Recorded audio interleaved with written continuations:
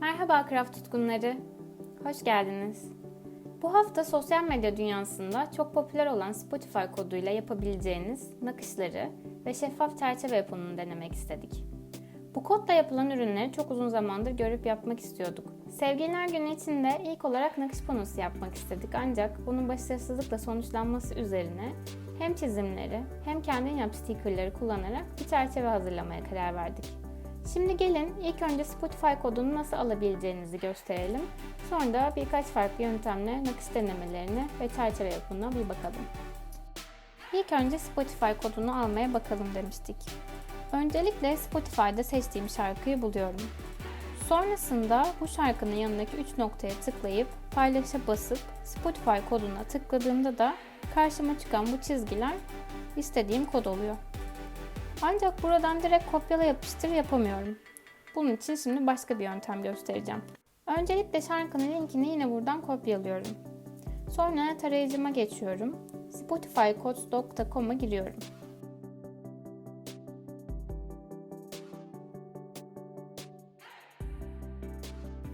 Bu alana Spotify linkini yapıştırıyorum. Get Spotify Code dediğimde ise beni başka bir ekrana yönlendiriyor.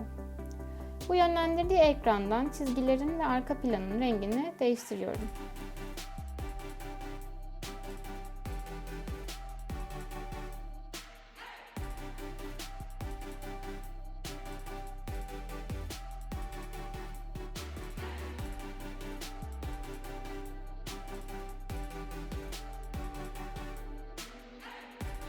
Sonrasında indirdiğimde kodum hazır oluyor.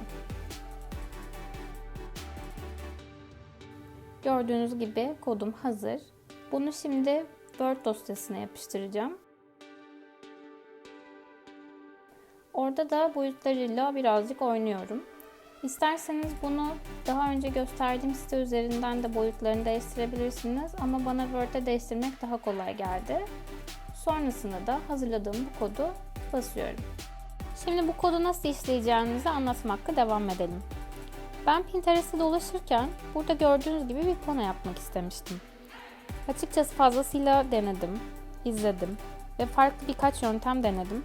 Ancak maalesef hiçbirinde başarılı olamadım. Spotify kodunu bir türlü okutmayı beceremedim. Hangi yöntemleri denediğimi de isterseniz bir anlatayım. Önce kopya kağıdıyla kumaşa kodu geçirmeye çalıştım ve üzerinden işledim. Maalesef olmadı. Yine kodu okumadı Spotify.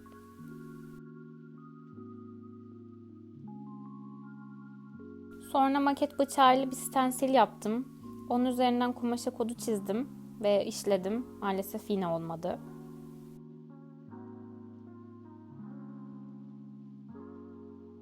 Bir de son olarak tele kullanarak yaptıklarını gördüm. Ve bu şekilde gördüğünüz gibi teleyi kağıdın üzerine yapıştırdım. Ve onun üzerinden işlememi yaptım. Ama sonuç yine hüsran ve yine olmadı.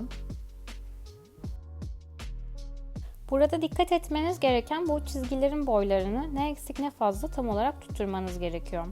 Ancak bunu kumaşta yapmak gerçekten çok zor. İşlerken boyutları kaçırabiliyorsunuz. Maalesef o yüzden ben bir türlü beceremedim. Baktığım görsellerin çoğunda da açıkçası denediğim zaman Spotify kodlarını okutmayı maalesef başarılı olamadım. O yüzden de yaptım diyenlere kolay kolay inanmayın derim.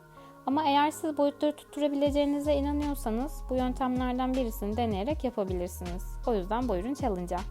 Ben yapamadığım için ikinci projeye geçiyorum şimdi. Şimdi şeffaf çerçeveyi yapmaya başlayabiliriz.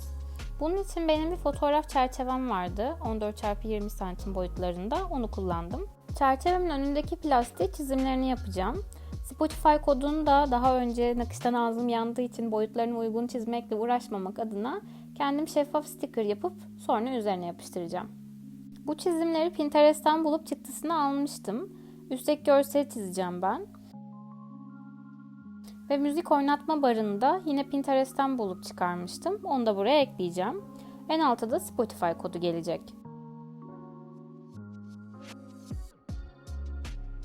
Çizim yaparken önce ince pilot kalemimle hatlarını çizeceğim. Ancak kalıcı olmadığı için kalıcı bir keçeli kalemle de üzerinden geçeceğim.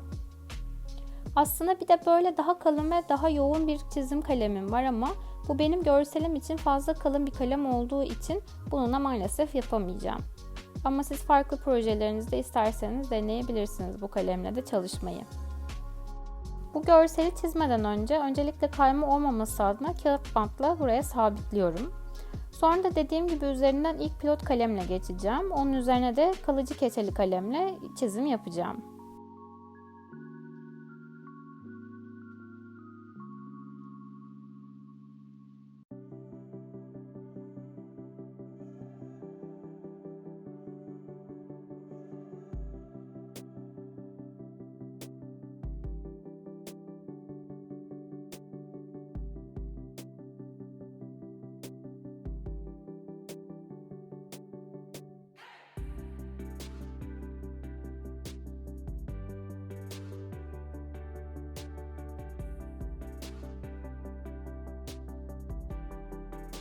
Aslında pilot kalemle daha güzel oluyor çizimler ama dediğim gibi kalıcı değil.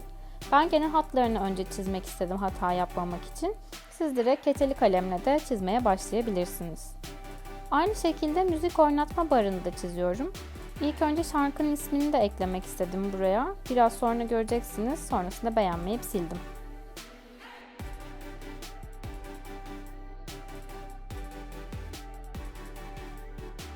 Şimdi bir de Spotify kodunun şeffaf etiketini yapacağız.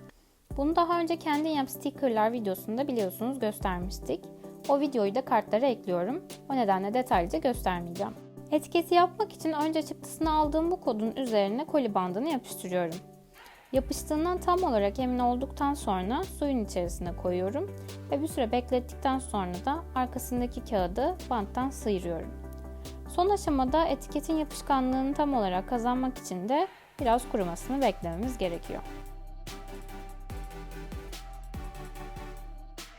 Ve tada! Şeffaf etiketimiz de hazır. Şimdi bunu da buraya yapıştırıyoruz. Hava kabarcığı kalmamasına lütfen dikkat edin. Çerçevenin arkasını kullanmayıp burayı şeffaf bırakmak istediğim için de bu parçayı çerçeveye yapıştıracağım. Onun için de sıcak silikon kullanıyorum.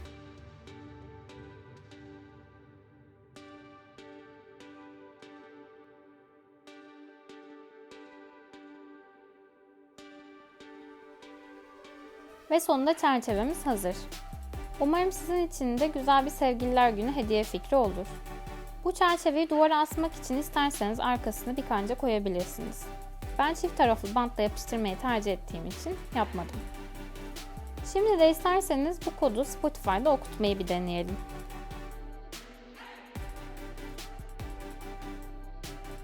Gördüğünüz gibi fotokopi olduğu için direkt okuyor, hiçbir sorun yok.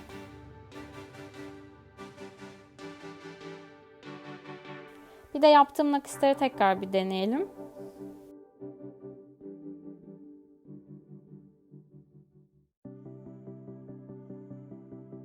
İstediğim kadar deneyeyim maalesef olmuyor. Ama dediğim gibi eğer siz kendinize güveniyorsanız lütfen nakışını da yapmayı bir deneyin. Ben artık açıkçası pes ettim. Bu videomuzla da ilgili düşüncelerinizi ve belki yaptıklarınızı lütfen bizimle Instagram sayfamızdan paylaşmayı unutmayın. Haftaya yeni bir videoda görüşmek üzere.